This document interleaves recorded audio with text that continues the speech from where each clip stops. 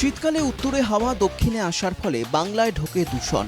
IIT দিল্লির সমীক্ষায় এই তথ্য উঠে এসেছে।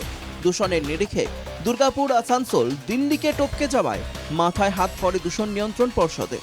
দুর্গাপুরের একাধিক ইস্পাত কারখানা বন্ধের নির্দেশও দেয় দুর্গাপুরের আঞ্চলিক দূষণ নিয়ন্ত্রণ পর্ষদ। তারপরেও দূষণ সেভাবে নিয়ন্ত্রণে না আসায় আসানসোল দুর্গাপুরের প্রায় 100 কারখানাকে নিয়ে দুর্গাপুরের দূষণ নিয়ন্ত্রণ পর্ষদের আঞ্চলিক দপ্তরে জরুরি বৈঠক হলো। বৈঠকে দূষণ নিয়ন্ত্রণে 3টি ধাপে বৃক্ষরোপণে জোর দেওয়া হয়েছে।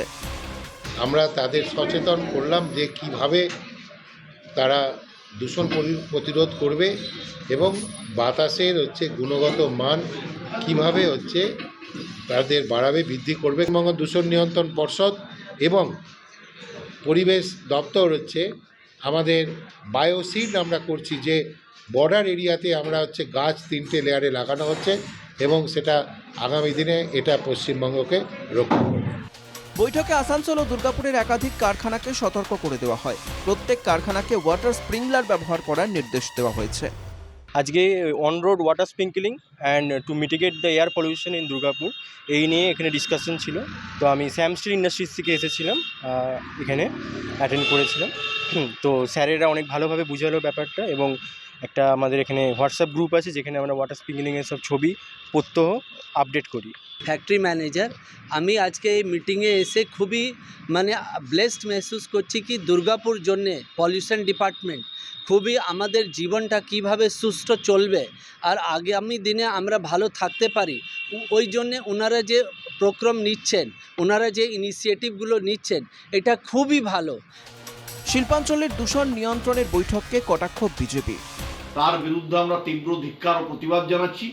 শুধুমাত্র একটা বৈঠক করে দূষণ প্রতিরোধ দুর্গাপুরে করা যাবে না, এর প্রপার মনিটরিং দরকার। প্রতিটা ইন্ডাস্ট্রিয়ালিস্ট ইএসপি মেশিন চালাবে। আসানসোলেও চিন্তা বাড়াচ্ছে বায়ু দূষণ। আসানসোলের স্পঞ্জ আয়রন কারখানা থেকে ছড়াচ্ছে দূষণ। অভিযোগ পেয়ে আসানসোলের রানীগঞ্জের মঙ্গলপুর শিল্পতালুক পরিদর্শন করেন বিজেপি বিধায়ক অগ্নিমিত্রা পল। আমি আজকে এখানে এসেছি আমার বিধানসভার মঙ্গলপুর এরিয়া, ইন্ডাস্ট্রিয়াল এরিয়া।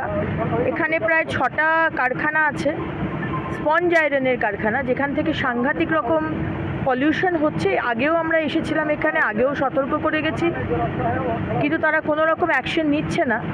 তাই আবার আসতে হলো, কারণ কি আমার এখানকার গ্রামের মানুষ, আমার ভোটার, তারা আমার ভোটার বা যারা আমার ভোটার নয়, সবাই এখানে ভুক্তভোগী, এবং বেশিরভাগ মানুষের অ্যাজমা, সিওপিডি, লাং ক্যান্সার, বাচ্চাদের গ্রোথ হচ্ছে না। সুতরাং আমি এটা বরদাস্ত করব না। প্রশ্ন উঠছে, দূষণ নিয়ন্ত্রণে পর্ষদের নির্দেশ আদৌ কাজে আসবে? দূষণ থেকে মুক্তি মিলবে দুর্গাপুর আসানসোলবাসীর?